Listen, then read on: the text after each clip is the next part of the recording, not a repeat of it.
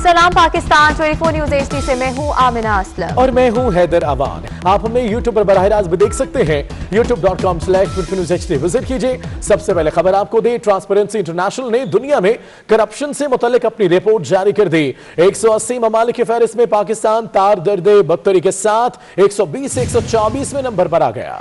गुज़श्ता साल भी पाकिस्तान में करप्शन का लेवल एक दर्जा बढ़ा था। गुज़श्ता 2 बरसों में पाकिस्तान में 7 दर्जे करप्शन बढ़ गई। तो आपको बता रहे हैं कि ट्रांसपेरेंसी इंटरनेशनल ने दुनिया में करप्शन से मुताल्लिक अपनी रिपोर्ट जारी कर दी। 180 ममालिक की फहरिस्त में पाकिस्तान 4 दर्जे बढ़तरी के साथ 120 से 124वें नंबर पर आ गया।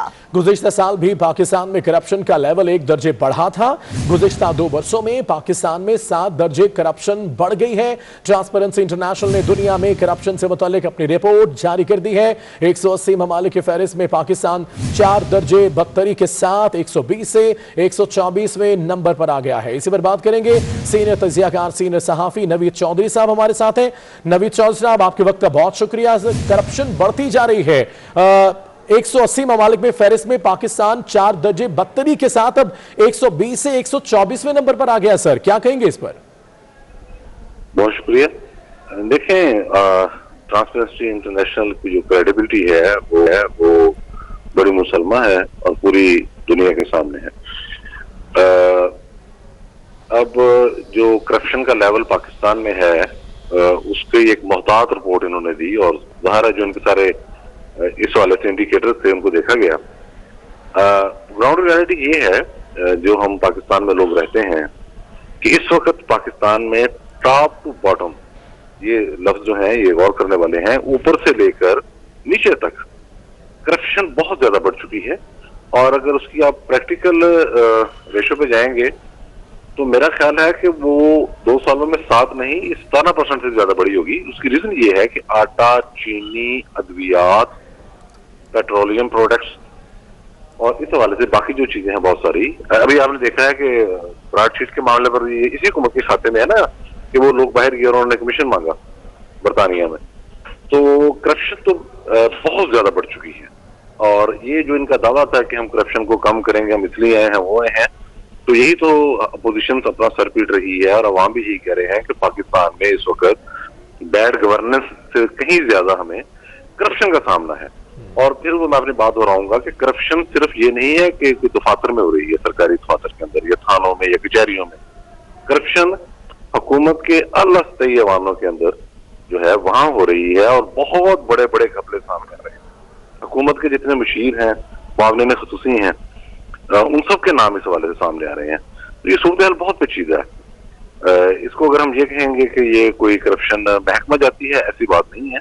तो ट्रांसपेरेंसी इंटरनेशनल ने तो जो एक ओवरऑल इम्पैक्ट है, जिसे अपने उनके जो अपने तरीकेकार है, इंडिकेटर उन्होंने देख के उसके मुताबिक बता दिया है कि ये 4% बढ़ी। और 4% का दफा बहुत बड़ा दफा होता है, ये भी याद रखें। सिर्फ 1 पॉइंट का बढ़ जाना ही किसी मुल्क के लिए अलार्मिंग सिचुएशन होती है। बिल्कुल सही कह रहे हैं, अलार्मिंग सिचुएशन होती है और यही है भी। सलीम बुखारी साहब ने भी ज्वाइन किया है, सीनियर तजियाकार हैं, सीनियर सहाफी हैं, हमारे साथ ही रहेगा। नवीद चौधरी साहब, आप भी।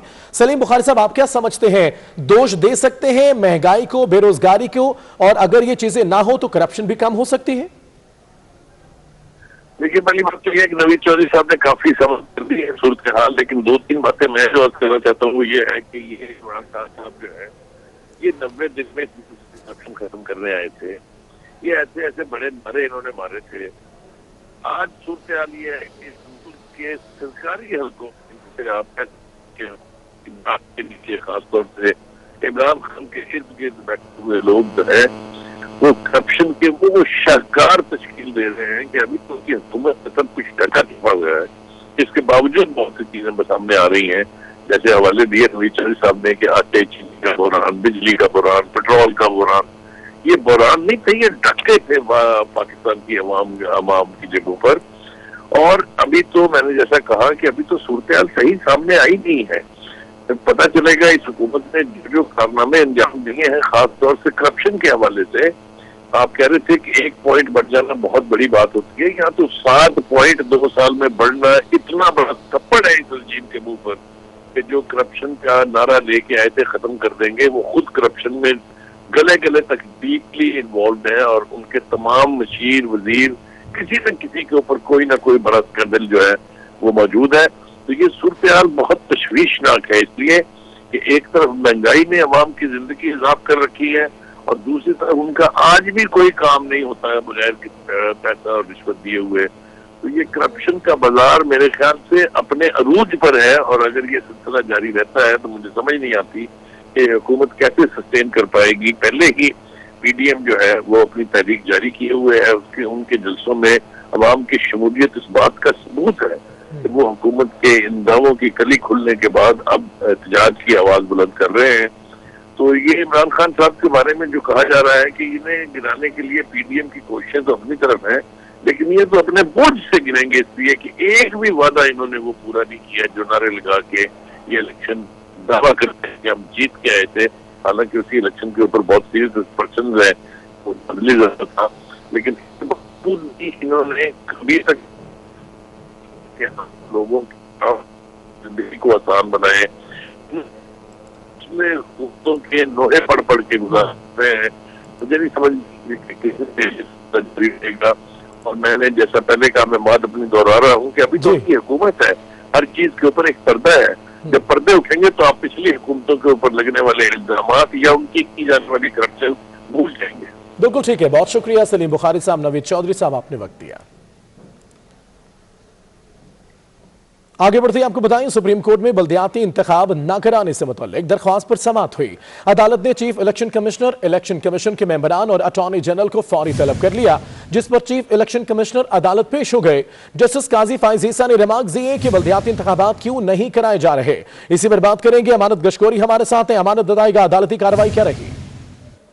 जी बिल्कुल, सुप्रीम कोर्ट में खैबर पख्तूनख्वा में बल्दियाती इंतखाबात न कराने से मुतालिक ये केस है जिसमें सुप्रीम कोर्ट की जानिब से खैबर पख्तूनख्वा में 2 साल गुजर जाने के बावजूद इंतखाबात न कराने पर बरहमी का इज़हार किया गया है और जस्टिस काजी फाइज ईसा ने फौरी तौर पर attorney general, chief election commissioner और इलेक्शन कमीशन के मेंबरान को तलब किया, जो कि अदालत में पेश हो गए हैं। जस्टिस काजी फाइज ईसा की जानिब से रिमार्क दिए गए हैं कि बल्दियाती इंतखाबात लगता है जमहूरियत अब तरजीह नहीं रही और जिस पर अटॉर्नी जनरल ने कहा कि जमहूरियत ही उनकी अवलीन तरजीह है, जिस पर जस्टिस काजी फाइज ईसा ने कहा कि चीफ इलेक्शन कमिश्नर साहब किधर हैं। चीफ इलेक्शन कमिश्नर साहब बताएं कि खैबर पख्तूनख्वा में कब बल्दियाती जो हुकूमतें थी उनकी मुद्दत खत्म हुई, जिस पर बताया गया कि 25 अगस्त 2019 को बल्दियाती जो हुकूमतें थी वो खत्म हुई, जिस पर जस्टिस काजी फाइज ने कहा कि चीफ इलेक्शन कमिश्नर साहब आप अपने दफ्तर में क्या करते हैं, आपने नई तारीख का ऐलान क्यों नहीं किया? 2 साल गुजर गए हैं, खैबर पख्तूनख्वा में बल्दियाती इंतखाबात क्यों नहीं करवाए गए? जिसके बाद अटॉर्नी जनरल को भी जस्टिस काजी फाइज ने झाड़ पिलाई कि अटॉर्नी जनरल ने केपी का लफ्ज इस्तेमाल किया, जिस पर जस्टिस काजी फाइज ने कहा कि आप एक आईनी ओहदेदार हैं और आपको सूबे का नाम पूरा लेना चाहिए, आपको केपी के बजाय खैबर पख्तूनख्वा कहना चाहिए। आप सूबों के दरमियान और जो अवाम है सूबों की, उनमें नफरतें क्यों फैला रहे हैं? इसके अलावा खैबर जो चीफ इलेक्शन कमिश्नर हैं उनकी जानिब से ये भी इंकशाफ किया गया कि पंजाब में जो बल्दियाती हुकूमतें ख़त्म की गई थी, वो जो तहलील की गई वो गैर आइनी तौर पर किया गया था, जिस पर जस्टिस काजी फाइज ने कहा तो अगर गैर आइनी तौर पर पंजाब में बल्दियाती हुकूमतें ख़त्म की गई तो इलेक्शन कमीशन ने क्या एक्शन लिया और इलेक्शन कमीशन ने क्या कार्रवाई की? जिस पर chief election commissioner Sikandar Sultan Raja ने बताया कि पंजाब में नए कवानीन बना दिए गए और बल्दियाती इंतखाबात से मुतालिक जो है वो कवानीन बनाए गए, जिसके बाद इलेक्शन कमीशन ने कोई कार्रवाई नहीं की। केस की समाअत जो है वो अभी जारी है। जस्टिस काजी फाइज जो है वो उन्होंने बरहमी का इजहार किया है और कहा है कि अगर ग्राउंड रूट पर अगर आप ज़मीनी सतह पर आवाम को अख्तियारात नहीं देंगे तो कैसे काम चलेगा। केस की समाअत अभी जारी है। अटॉर्नी जनरल और चीफ इलेक्शन कमिश्नर समेत जो इलेक्शन कमीशन के मेंबरान हैं वो भी अदालत में मौजूद हैं। तो क्या मजीद मेंबरान को भी बुलाया गया है, अमानत गशकोरी? जी बिल्कुल, इलेक्शन कमीशन के जो मेंबरान हैं वो अदालत में पहुंच चुके हैं सुप्रीम कोर्ट में। अटॉर्नी जनरल खालिद जावेद खान भी इस वक्त अदालत में मौजूद हैं और chief election commissioner Sikandar Sultan Raja वो भी अदालत में मौजूद हैं और अदालत की जानिब से इस्तफसार जब किया गया है कि इलेक्शन क्यों नहीं करवाए गए बल्दियाती इंतखाबात। खैबर पख्तूनख्वा में 25 अगस्त 2019 को मियाद पूरी हो गई थी, तो उसके बाद नई तारीख का ऐलान क्यों नहीं किया गया। जिसके बाद चीफ इलेक्शन कमिश्नर जो हैं वो वाज़ेह जवाब नहीं दे सके। उनकी जानिब से ये कहा गया कि खैबर पख्तूनख्वा में जो नए कवानीन थे, जो तरमीम होनी थी, वो नहीं की गई, जिसके बाद जो है ताख़ीर हुई है इलेक्शन में। जिस वजह से काजी साहिसा ने कहा कि ये कोई माकूल जवाब नहीं है, ये इलेक्शन कमीशन की जिम्मेदारी है कि वो नए इंतखाबात की तारीख का ऐलान करे। और पंजाब में भी जो हुकूमत ख़त्म की गई थी, अगर वो गैर आइनी तौर पर, गैर कानूनी तौर पर ख़त्म की गई थी, तो उस पर भी कार्रवाई होनी चाहिए थी। जैसे काजी साहिसा का ये कहना था कि अगर बल्दियाती जो हुकूमतें हैं वो कायम होंगी तो आवाम को इंसाफ मिलेगा, क्योंकि बल्दियाती हुकूमतें ही जो मकामी जो नुमाइंदे होते हैं वही आवाम तक उनकी रसाई होती है। तो बल्दियाती हुकूमतों के हवाले से सुप्रीम कोर्ट कई बार जो है वो अपना हुक्म दे चुकी है, और सुप्रीम कोर्ट के हुक्म पर अमल दरामद ना करके तौहीन अदालत भी की जा रही है। जस्टिस काजी साहिसा की जानिब से बरहमी का इजहार किया गया है, और जो आला हुकाम थे, जिनमें chief election commissioner, attorney general और जो मेंबरान है इलेक्शन कमीशन के, वो इस वक्त सुप्रीम कोर्ट में मौजूद हैं। जी ठीक है, सुप्रीम कोर्ट में मौजूद हैं। और सूरत हाल इलेक्शन कमीशन के हवाले से आपको बताएं, सुप्रीम कोर्ट में बल्दियाती इंतखाबात न कराने से मुतल्लिक दरख्वास्त पर समाअत। अमानत दशकोरी, आपका बहुत शुक्रिया। अपने नाज़रीन को बताते चले, अदालत ने chief election commissioner, election commission के मेंबरान और अटॉर्नी जनरल को फौरी तौर पर तलब कर लिया, जिस पर चीफ इलेक्शन कमिश्नर अदालत पेश हो गए। जस्टिस काजी फाइज ईसा ने रिमार्क दिए कि बल्दियाती इंतखाबात क्यों नहीं कराए जा रहे, अवाम को जमहूरियत से क्यों महरूम रखा गया है।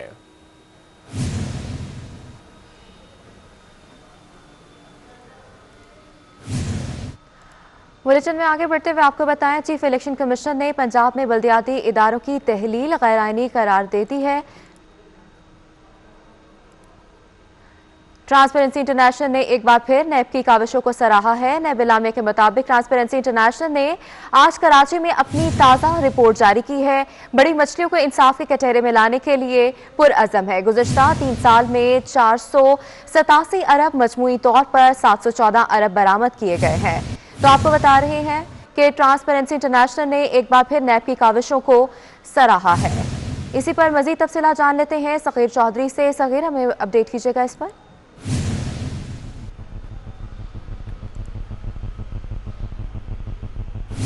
सगीर, आप मुझे सुन पा रहे हैं?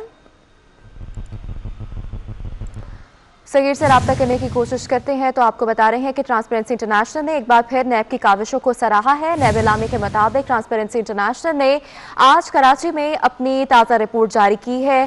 बड़ी मछलियों को इंसाफ के कटहरे में लाने के लिए पुरअज़म है। गुज़श्ता 3 साल में 487 अरब, मजमूई तौर पर 714 अरब बरामद किए गए हैं। तो आपको अपडेट कर रहे हैं अहम खबर से। ट्रांसपेरेंसी इंटरनेशनल ने एक बार फिर नैब की काविशों को सराहा है। नैब इलामी के मुताबिक ट्रांसपेरेंसी इंटरनेशनल ने आज कराची में ताज़ा रिपोर्ट जो है वो जारी की है। बड़ी मछलियों को इंसाफ के कटहरे में लाने के लिए पुरअज़म है। नैब इलामिया पिछले 3 साल में 487 अरब, जबकि मजमूई तौर पर 714 अरब बरामद किए गए हैं। इसी पर मजीद क्या तफसीलात हैं, सगीर चौधरी से जान लेते हैं। सगीर, अपडेट कीजिएगा हमें। जी, कौमी एहतसाब इदारा नैब, जो कि पाकिस्तान का सबसे बड़ा इदारा है, उस हवाले से ट्रांसपेरेंसी इंटरनेशनल ने एक बार फिर नैब की काविशों को सराहा है। ये नैब की जानिब से एक एलामिया जारी हुआ जिसमें कहा गया है कि ट्रांसपेरेंसी इंटरनेशनल ने आज कराची में अपनी एक ताज़ा रिपोर्ट जारी की है, और रिपोर्ट में जो है वो उस रिपोर्ट का खैर मकतब करती है नैब। उनका ये भी कहना था नैब इलामिया में कि बड़ी मछलियों को इंसाफ के कटहरे में लाने के लिए हम पुरअज़म हैं, और गुज़श्ता 3 सालों में तकरीबन 887 अरब रुपए, मजमूई तौर पर 714 अरब रुपए बरामद हुए हैं। ये बड़ी खतीर रकम है जो कि लूटी गई थी। मुख्तलिफ हवालों से मुल्की खजाने को नुकसान पहुंचाया गया था, जो कि मुख्तलिफ मुल्ज़मान से बरामद की गई और कौमी खजाने में जमा कराई गई। जी सर, बहुत शुक्रिया अपडेट करने के लिए। पंजाब के बाद खैबर पख्तूनख्वा ने भी सितंबर में बल्दियाती इंतखाबात की तजवीज़ दे दी है। खैबर पख्तूनख्वा हुकूमत ने इलेक्शन कमीशन को 15 सितंबर की तारीख तजवीज़ की है। इलेक्शन कमीशन पंजाब और खैबर पख्तूनख्वा की तजावीज़ पर फरवरी में इजलास तलब करेगा।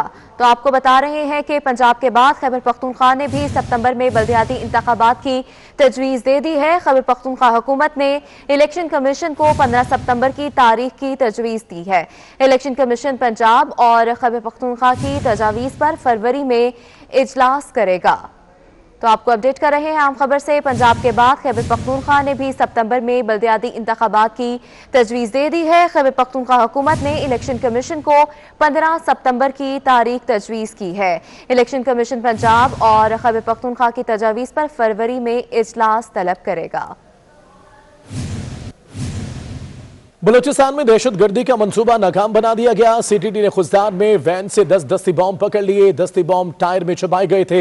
सीटीडी ने 2 मुलजिमों को गिरफ्तार भी कर लिया है। बलूचिस्तान में दहशतगर्दी का मंसूबा जो कि नाकाम बना दिया गया है। सीटीडी ने खुजदार में वैन से 10 दस्ती बॉम्ब पकड़ लिए। दस्ती बॉम्ब टायर में छुपाए गए थे। सीटीडी ने 2 मुलजिमान को गिरफ्तार कर लिया है। मजीद तहकीकात और तफ्तीश जारी है।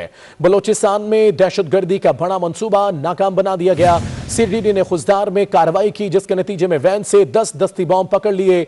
दस्ती बॉम्ब टायर में छुपाए गए थे। सीटीडी ने 2 मुलजिमों को गिरफ्तार कर लिया है। मजीद तफ्तीश जारी है। बलूचिस्तान में दहशतगर्दी का बड़ा मंसूबा नाकाम बना दिया गया। सीटीडी ने खुजदार में वैन से 10 दस्ती बॉम्ब पकड़ लिए। दस्ती बॉम्ब टायर में छुपाए गए थे, जबकि सीटीडी ने 2 मुलजिमों को भी गिरफ्तार कर लिया है। बलूचिस्तान में दहशतगर्दी का मंसूबा नाकाम बना दिया गया। या वक्त हो एक ब्रेक। हमारे साथ रहिए। सिंध सिलेक्शन बोर्ड 1 ने मुख्तलिफ महकमों के 20 और 21 ग्रेड के अफसरों की तरक्कियां एतराज लगाकर रोक दी हैं। मुबैना करप्शन इल्जामात, रिवायती लापरवाही और सरकारी पॉलिसी की खिलाफ वर्जी के बिना पर तरक्कियां रोकी गई हैं। आजाद नोडियो हमारे साथ है। आजाद, तरक्कियां रोके जाने की वजह क्या सामने आ रही है? जी बिल्कुल, ये सिंध के 5 महकमे हैं, जिसमें महकमा सेहत, महकमा तालीम, महकमा आकाशी, महकमा स्कूल तालीम, इन 5 महकमों के 19, 20 और 21 ग्रेड के अफसरान हैं, जिनकी तरक्कियां सूबा सिलेक्शन बोर्ड 1 यानी वज़ीर आज़म ने रोक दी हैं। इस सवाल से इनका जवाब बताया कि इन्होंने जो है रवायती लापरवाही, मुबैना तौर करप्शन और सरकारी पॉलिसियों पर अमल दरामद नहीं किया। इन अफसरान में मोहम्मद अहमद काजी, अब्दुल्ला सांझी, इसके अलावा प्रोफेसर अमजद हुसैन, मोहम्मद बख्श जावरी, महकमा आपाशी के इरशाद अहमद मेमन, इमदाद मेमन और दीगर जो है महकमा सर्विसेज जनरल एडमिनिस्ट्रेशन के भी 5 अफसरान हैं, जिनकी तरक्कियां बाज़ाब्ता तौर पर रोक दी गई है। और चीफ सेक्रेटरी सिंध को कहा है इन अफसरान के खिलाफ कार्रवाई करे, उसके बाद इनकी तरक्कियों के बारे में सोचा जाएगा। जी, तफसीलात के लिए शुक्रिया। पेमरा ने लाहौर में गैर कानूनी सैटेलाइट चैनल्स के खिलाफ ऑपरेशन किया है। पेमरा ने मुतादिद कंप्यूटर्स और रिसीवर्स कब्जे में ले लिए। बिलडोज करके कंप्यूटर्स और रिसीवर्स को तल्फ कर दिया। चेयरमैन पेमरा मोहम्मद सलीम बेग भी इस मौके पर मौजूद थे जब यह कार्रवाई की गई। पेमरा ने लाहौर में गैर कानूनी सैटेलाइट चैनल्स के खिलाफ ऑपरेशन किया। पेमरा ने मुतादिद कंप्यूटर्स और रिसीवर्स कब्जे में ले लिए, जबकि बिलडोज करके कंप्यूटर्स और रिसीवर्स को तल्फ भी कर दिया गया। चेयरमैन पेमरा मोहम्मद सलीम बेग भी इस मौके पर ही मौजूद थे। पेमरा ने लाहौर में गैर कानूनी सैटेलाइट चैनल्स के खिलाफ ऑपरेशन किया है। पेमरा ने मुतादिद कंप्यूटर्स और रिसीवर्स कब्जे में ले लिए।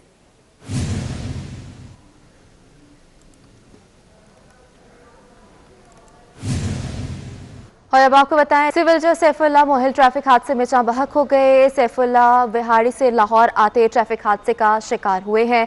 तो आपको बता रहे हैं, सिविल जज सैफुल्लाह मोहिल ट्रैफिक हादसे में जाँ बहक हो गए। सैफुल्लाह मोहिल बिहाड़ी से लाहौर आते ट्रैफिक हादसे का शिकार हुए हैं।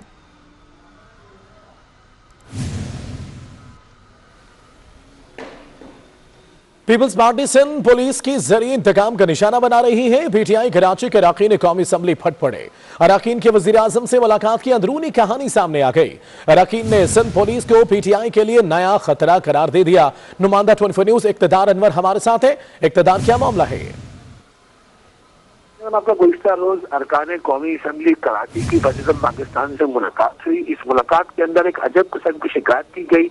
अरकान कौमी असम्बली का ये कहना था कि पीपल्स पार्टी की सिंध हुकूमत जो है वो अब सिंध पुलिस के जरिए उन्हें इंतकाम का निशाना बना रही है।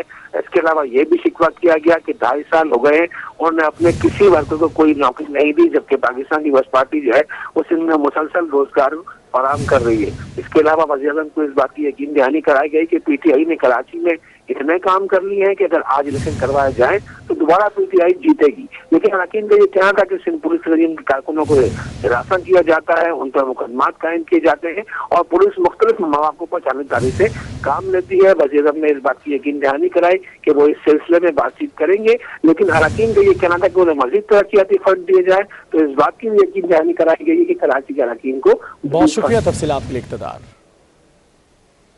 वज़ीर आला पंजाब उस्मान बुज़दार से एक और नून लीगी रुकन सूबाई असम्बली की मुलाकात हुई। नून लीगी एमपीए काशिफ महमूद ने वज़ीर आला की खैरियत दरियाफ्त की और उन पर एतमाद का इजहार किया। वज़ीर आला का कहना है दरवाजे हम वक्त खुले हैं, नेक नियति के साथ अवामी खिदमत की है और करते रहेंगे। पाकिस्तान में अफरा तफरी की नहीं बल्कि तरक्की की सियासत होगी। वज़ीर आला पंजाब उस्मान बुज़दार से एक और नून लीगी रुकन सूबाई असम्बली की मुलाकात हुई। नून लीगी एमपीए काशिफ महमूद ने वज़ीर आला की खैरियत दरियाफ्त की और उन पर एतमाद का इजहार कर दिया। वज़ीर आला का कहना है दरवाजे हम वक्त खुले हैं, नेक नियति के साथ अवामी खिदमत की है।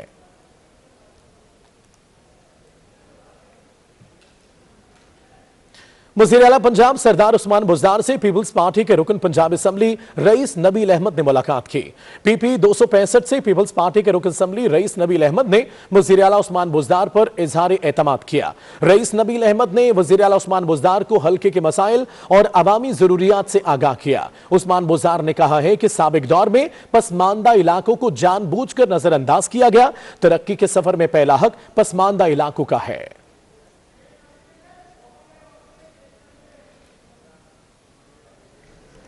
लाहौर की एहतसाब अदालत के जज जवादुल हसन ने ख्वाजा आसिफ को जेल में बी क्लास देने का फैसला महफूज कर लिया। अदालत में ताहिर सिंधु और अता तारड़ ने बैरक में हीटर देने और जाती मुआलिज से चेकअप पर दलाइल दिए। तो आपको बता रहे हैं कि लाहौर की एहतसाब अदालत के जज जवादुल हसन ने ख्वाजा आसिफ को जेल में बी क्लास देने का फैसला महफूज कर लिया है। अदालत में ताहिर सिंधु और अता तारड़ ने बैरक में हीटर देने और जाती मुआलिज से चेकअप पर दलाइल दिए। तो आपको अपडेट कर रहे हैं अहम खबर से। लाहौर की एहतसाब अदालत के जज जवादुल हसन ने ख्वाजा आसिफ को जेल में बी क्लास देने का फैसला महफूज कर लिया है। अदालत में ताहिर सिंधु और अता तारड़ ने बैरक में हीटर देने और जाती मुआलिज से चेकअप पर दलाइल दिए। ऑनलाइन इम्तिहानात वाला नोटिफिकेशन जाली निकला। तर्जुमान हायर एजुकेशन कमीशन के मुताबिक सोशल मीडिया पर गर्दिश करने वाला नोटिफिकेशन जाली और किसी की शरारत है।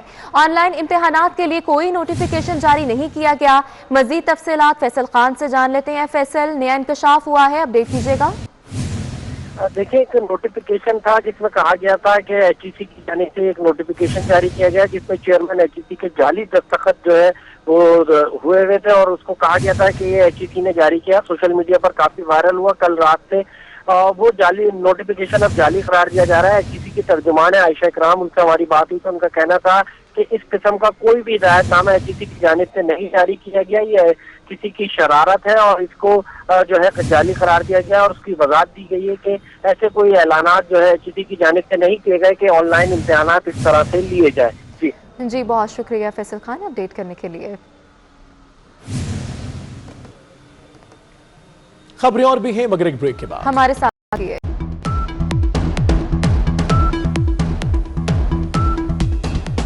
ब्रेक के बाद आपको बताएं, कराची महमूदाबाद नाले के एतराफ तजावजात के खिलाफ ऑपरेशन 25वें रोज भी जारी है।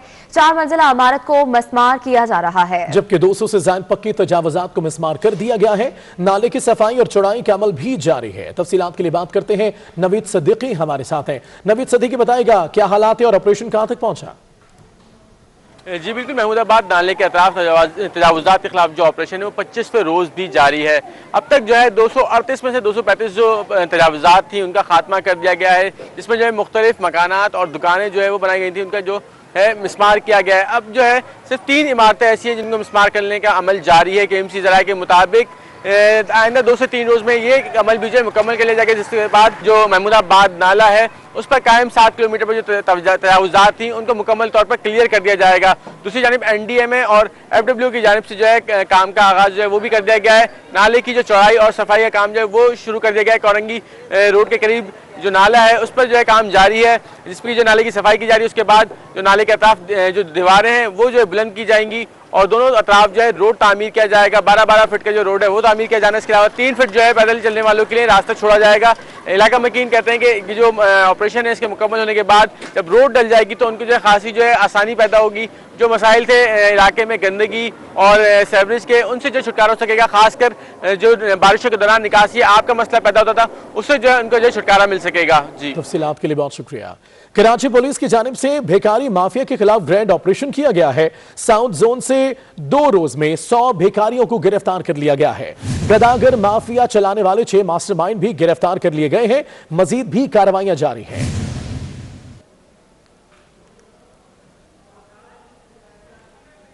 Karachi Clifton model police station की बड़ी कार्रवाई सामने आई है। खुफिया इत्तला पर शेरी जिना कॉलोनी में कार से मनशियात बरामद कर ली। आला क्वालिटी की 34 किलो से ज्यादा चर्स बरामद की गई है। Karachi Clifton model police station की बड़ी कार्रवाई। खुफिया इत्तला पर शेरी जिना कॉलोनी में कार से मनशियात बरामद कर ली, जबकि आला क्वालिटी की 34 किलो से ज्यादा चर्स बरामद कर ली गई है। गैस पाइपलाइन में गैस की जगह पानी क्यों आया? कराची की सारिफ अदालत ने सुई सदरन गैस कंपनी पर 1 लाख रुपए जुर्माना आयद कर दिया। कंपनी के खिलाफ शहरी ने अदालत में दरख्वास्त दी थी। तो आपको बता रहे हैं कि गैस पाइपलाइन में गैस की जगह पानी क्यों आया। कराची की सारिफ अदालत ने सुई सदरन गैस कंपनी पर 1 लाख रुपए जुर्माना आयद कर दिया।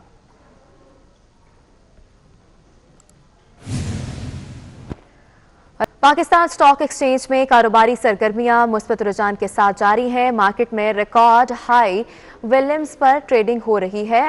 आपको अपडेट कर रहे हैं, पाकिस्तान स्टॉक एक्सचेंज में कारोबारी सरगर्मियां मुस्बत रुझान के साथ जारी हैं। मजीद तफसीलात जान लेते हैं हबीब खान से, जो इस वक्त स्टॉक मार्केट में मारूफ बिजनेसमैन आरिफ हबीब के हमरा मौजूद हैं। जी हबीब, बताइएगा। से मजबूत परफॉर्म करती आ रही है और इस वक्त पाकिस्तान स्टॉक एक्सचेंज में जो वॉल्यूम्स हैं वो कहा यह जा रहा है कि 3 साल के बाद जो है वो हाईएस्ट ट्रेडिंग वॉल्यूम्स हैं। तो पाकिस्तान स्टॉक मार्केट की इस बेहतरी की और इस परफॉर्मेंस की क्या वजह है, बात करने के लिए हमारे साथ इस वक्त मुल्क की मारूफ बिजनेसमैन आरिफ हबीब साहब मौजूद है। सर, पाकिस्तान स्टॉक मार्केट बड़ा ही बेहतरीन परफॉर्म कर रही है, क्या इंडिकेटर्स हैं जो पाकिस्तान स्टॉक मार्केट को मजबूत से मजबूत तर कर रहे हैं? आई थिंक सबसे जो अहम चीज़ है वो तो ये है कि कोविड के बाद जो है वो सारे कॉर्पोरेट्स कंपनीज़ की परफॉर्मेंस जो है वो फाइनेंशियल परफॉर्मेंस बेहतर हुई है।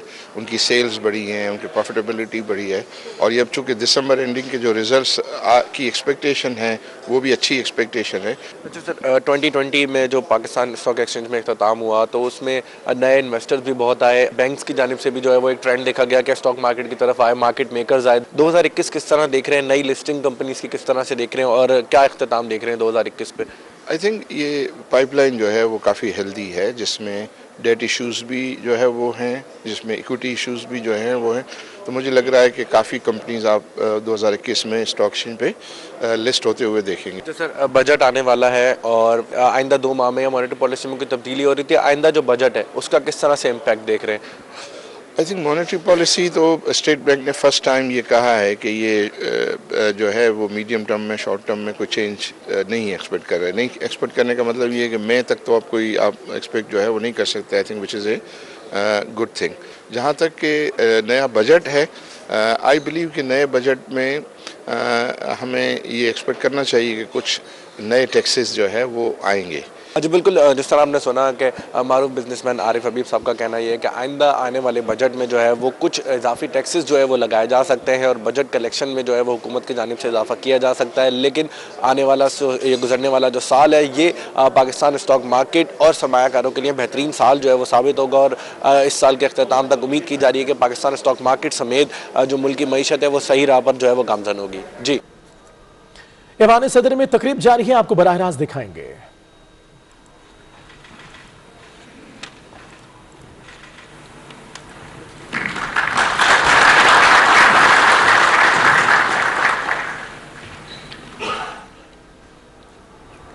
उर्दन की मुसल्लह फौज के chairman joint chief of staff को हिलाल इम्तियाज देने की तकरीब मुलाहिजा कर रहे थे।